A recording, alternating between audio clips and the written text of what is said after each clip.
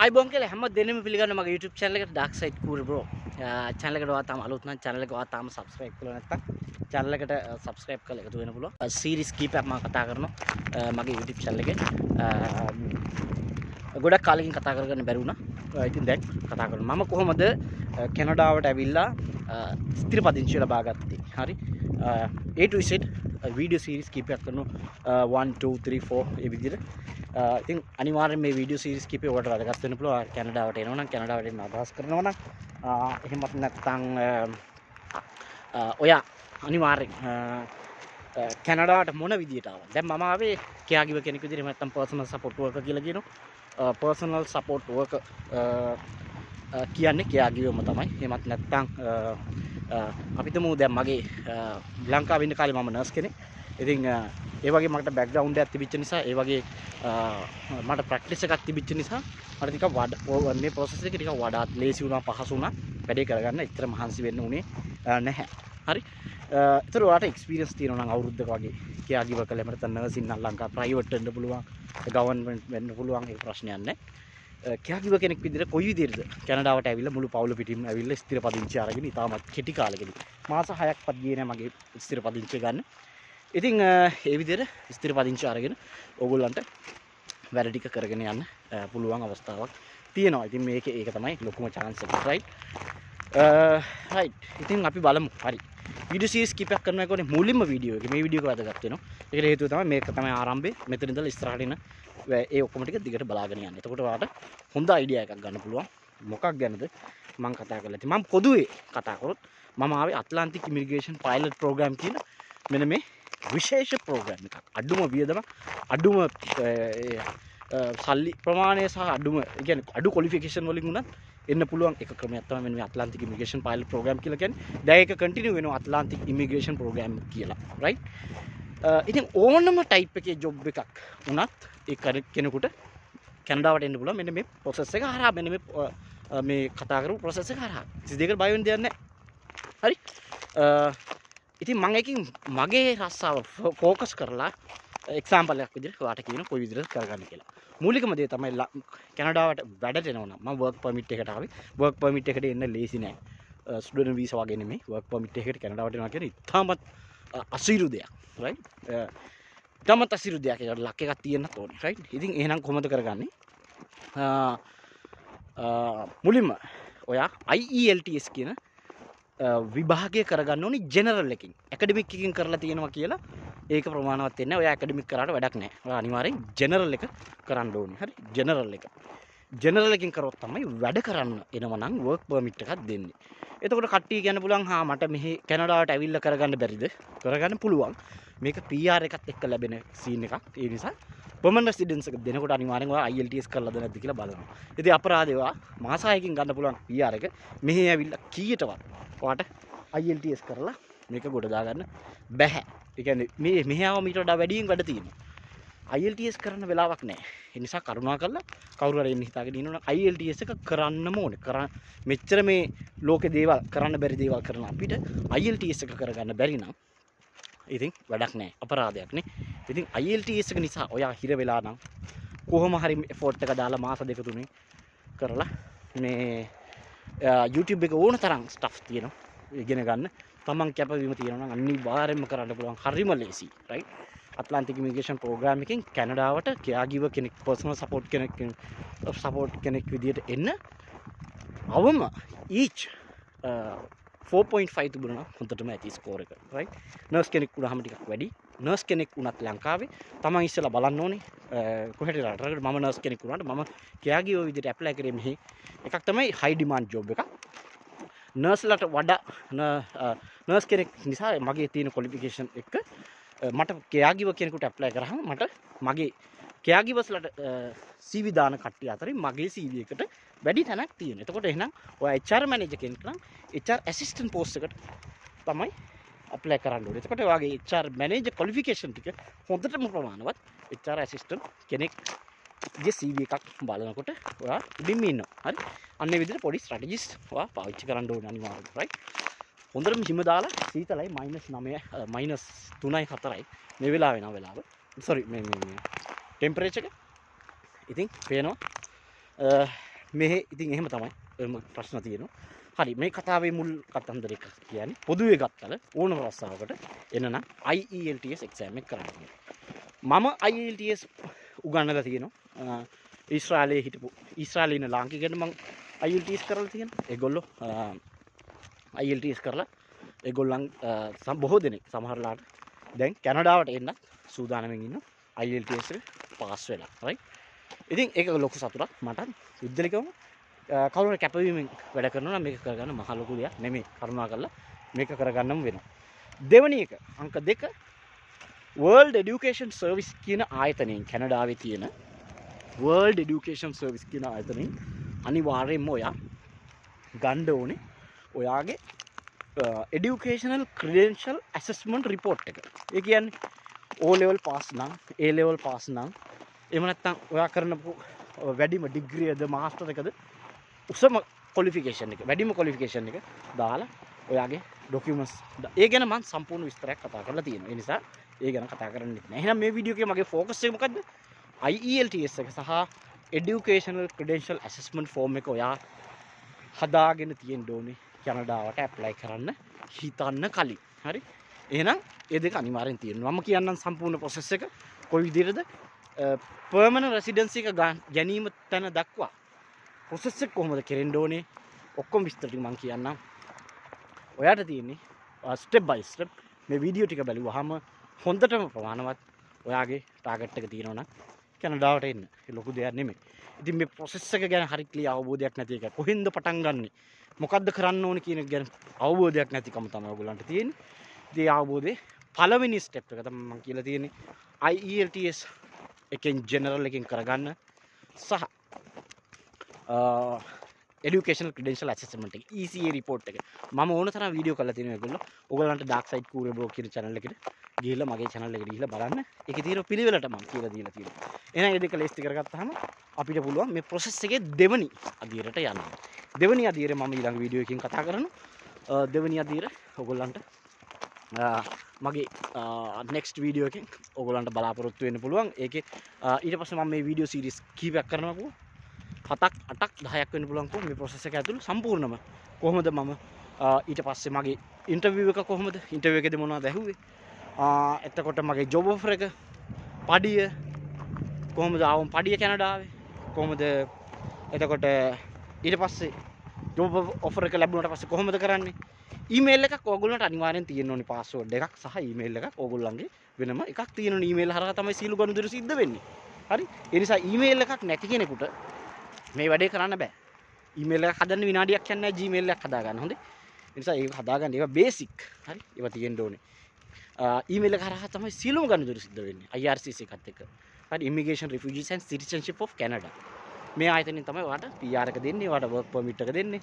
විකුණන්න work permit නැහැ කැනඩාවේ කොහෙවත්. හොඳේ. හොඳට මතක තියාගන්න. ඔයා ওই දෙක කරලා තියෙනවා නම් IELTS එක IC එක කරලා තියෙනවා නම් job offer එක ඔයා කැයාගිව කෙනෙක් නම් job offer එකට මම ජොබ් ඔෆර් එක ගන්න අවස්ථාව සලකලා දෙන්න පුළුවන්. ඕන chance එක. right? මගේ channel එක බලන්න ඕන chance එක. right? ජොබ් ඔෆර් එක ගන්න අවස්ථාව සලසලා දෙන්න පුළුවන්. ඉන්ටර්විව් එකට දාන්නත් පුළුවන්. හා? ඉන්ටර්විව් එකට දාන්නත් පුළුවන්. ওই දෙක තියෙනවා නම් ඇති ඈ. හරි ඊට පස්සේ ඔයා සිලෙක්ට් වෙනවා.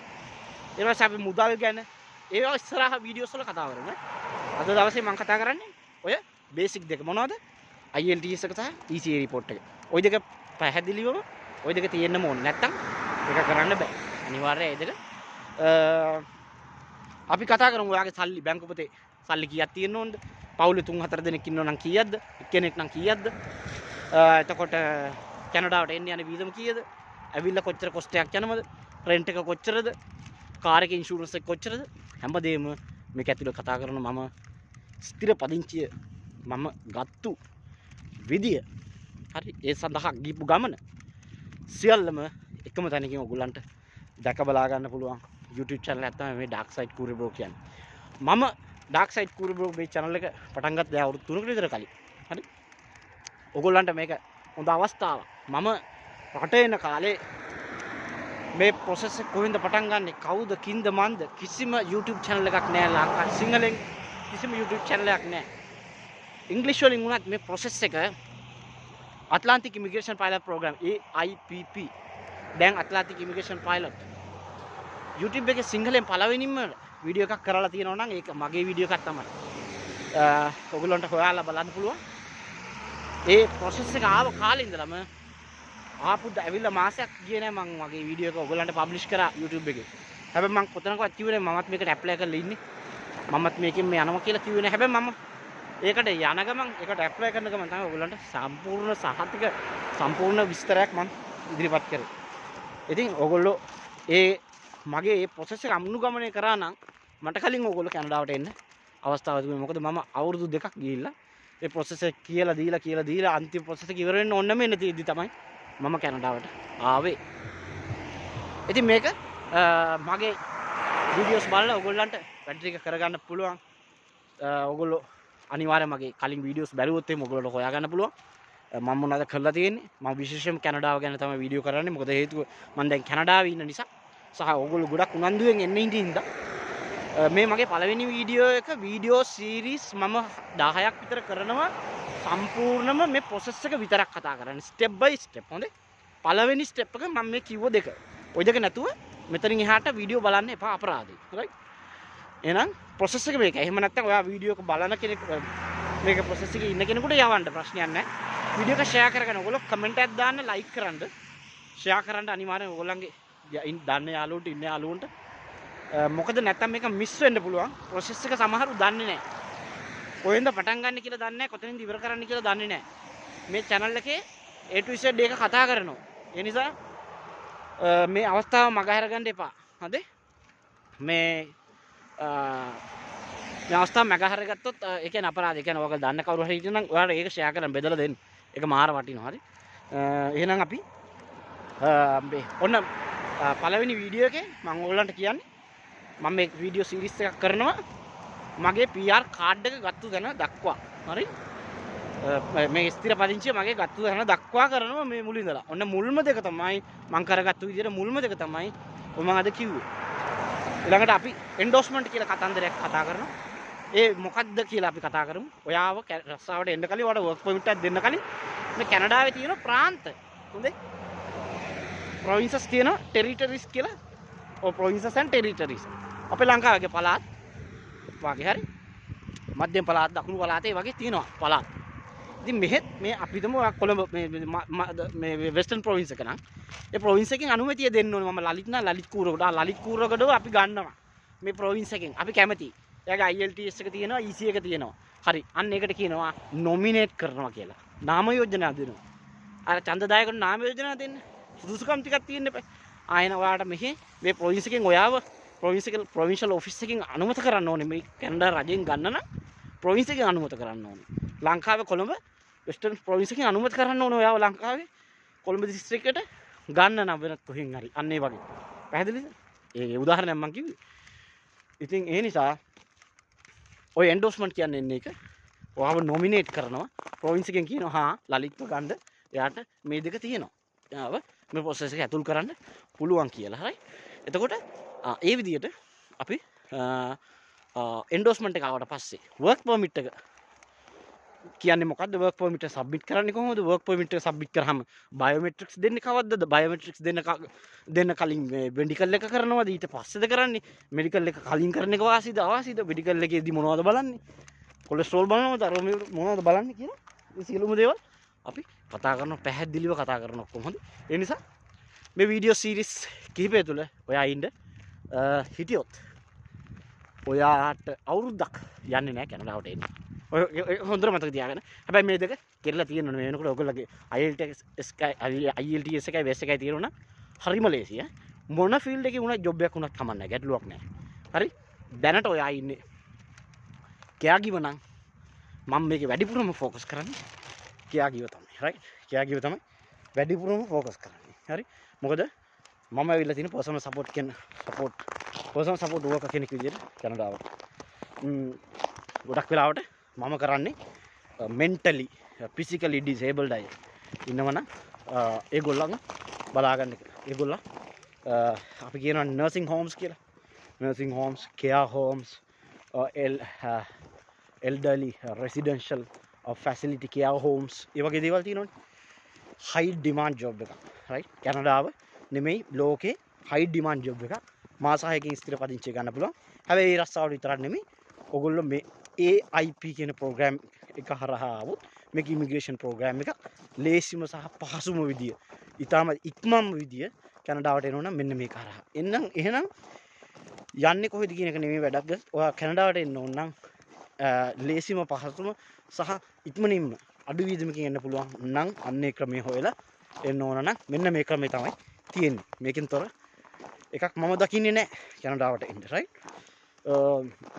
පහසුවෙන් එන්න. right? අනිත් එක work permit එකක් ඔයාලට ලැබෙනවා කියන්නේ ලේසි පහසු වැඩක් නෙමෙයි. ඒක අත්දැකීමෙන් දැනගන්න පුළුවන් ඔයා කැනඩාවට ආපු දවසක. right? එහෙම නැත්නම් ඒක දැක ගන්න බලා ගන්න හැකියාවක් නැහැ. ඒක ඔයාලට තේරෙන්නේ නැහැ. ඉබ්බක්ගෙන් පිහට්ටක් ගන්නවා වගේ වැඩක් තමයි ඔය work permit එකක් ඔයාලට ලැබෙනවා කියන්නේ. එහෙනම් ඒකට තියෙන සුදුසුකම් ටික මොනවද? කරගන්න ඕන දේවල් ටික මොනවද කියන එක අපි කතා කරමු. හරි ලේසි වැඩේ. හරියට process එක දන්නේ නැතිකමයි තියෙන්නේ ඔයා. එහෙනම් process එක කොහෙන්ද පටන් ගන්න ඕනේ කියන එක අපි කතා කරමු බලමු. වැඩේ තියෙන්නේ මට මගේ Facebook page එක මම මෙතන පල්ලෙහා දානවා. like කරන්න, share කරගන්න, message දාන්න. මට අවස්ථාවක් තිබුණා මම reply කරන්න. මොකද මගේ subscribers ලා දැන් 60000කට කිට්ටු වෙලා ඉන්න. හැම කෙනෙකුටම මගේ message miss වෙනවා. මගේ ඔයා දාන message මට miss වෙලා ඇති. හැබැයි comment එකක් නොදා යන්න එපා වීඩියෝ එකට. එහෙම මට reply එකක් දෙන්න බැරි වෙනවා කියලා comment එක නොදා යන්න එපා. ඒක මේ අපරාධයක්. right? මේ මගේ මේ ගේ ඉස්සරහා ගේ ඉස්සරහා තමයි මේ පාර තියෙන්නේ මේ දිගට. මම මේ පාර යන ගමන් තමයි වීඩියෝ එක ඔයගොල්ලන්ට කරන්නේ. හරි? ඒතර මම මේ අපි කැනඩාවට යන කාලේ මෙහෙම වීඩියෝ කරලා මේ process එක ගැන කවුරුවත් දාන්න කෙනෙක් හිටියේ නෑ අපිට. දැන් ඔයගොල්ලන්ට එහෙම තියෙනවා ඈ. ඒක ප්‍රයෝජන ගන්න. මේ අපරාධේ. හරි? අපිට මේ YouTube එකෙන් සල්ලි හම්බ වෙනවා කියලා නෙමෙයි අපි YouTube කරන්නේ. මේ අතරම මේ අපි ගත්ත දෙයක් තියෙනවා නම් ඔයගොල්ලන්ට ඒක ලබා දෙන්න. ඒකට අපිට වෙනම YouTube එකෙන් award එකක්, සම්මානයක්, සල්ලි ටිකක් ඒක ලැබෙන එක එහෙම වෙන්න පුළුවන්. හැබැයි එහෙම ලැබෙනවා කියලා ඔයාලා මේ බලන්න ඕන දේ නොබලා ඉන්න එපා. එහෙම නැත්නම් අපිට සල්ලි ලැබෙනවා කියලා මේ සමහරව අපිට සල්ලි ලැබෙයි කියලා අපේ වීඩියෝ බලන්නේ නැහැ. ඒ අපරාධ ඒගොල්ලෝ තාමත් එකම තැන. අදත් එකම තැන මගේ වීඩියෝ බලපු කී දෙනෙක් ඊශ්‍රායල් ගිහිල්ලා තියෙනවද මේ වෙනකොට? ලක්ෂ 8යි පඩිය මේ වෙනකොට ගන්න ඊශ්‍රායලේ. දන්නවද මගේම කට්ටිය මේ මම ඊශ්‍රායල් ගියාට පස්සේ ගියපු කට්ටිය. හරි? ඔක්කොම කට්ටිය මම ගියාට පස්සේ ගිහපු කට්ටිය. ඉතින් ඒ නිසා මේ කියන්න තියෙන්නේ හැමෝටම වීඩියෝ එක වැදගත්. වීඩියෝ එක වැදගත්. ඔයගොල්ලන්ට වැදගත් දේවල් ගොඩක් තියෙනවා. අපි ඒව කතා කරමු. හරි? ඒ නිසා මේ මග හරගන්න එපා. මග හැරුණොත් ඔයාටම තමයි ඒක මේ අවාසි අපරාධේ. ඉතින් ඒ නිසා මේ තියෙන මගේ ගෙදර. ඔය තියෙන්නේ උතන උඩ මේක. හරි? මේක තමයි මම ඉන්නේ. අරකේ. ඉතින් අපි කතා කරමු රෙන්ටින් කොහොමද, කොස්ට් එක කීයද, විස්තර කොහොමද කියලා කතා කරමු. ලස්සන ඒරියා එක තමයි ඉන්නේ. ඉතින් වීඩියෝ මේ සීරීස් ටික බලන්න. බැලුවම ඔයාලට ලොකු අවබෝධයක් එයි මම මේ මොනවද කතා කරන්න කියලා. රයිට්. එහෙනම් නැවත හමු. සුබ දවසක්. හැමෝටම ජය වේවා. පරිස්සමින් ඉන්න.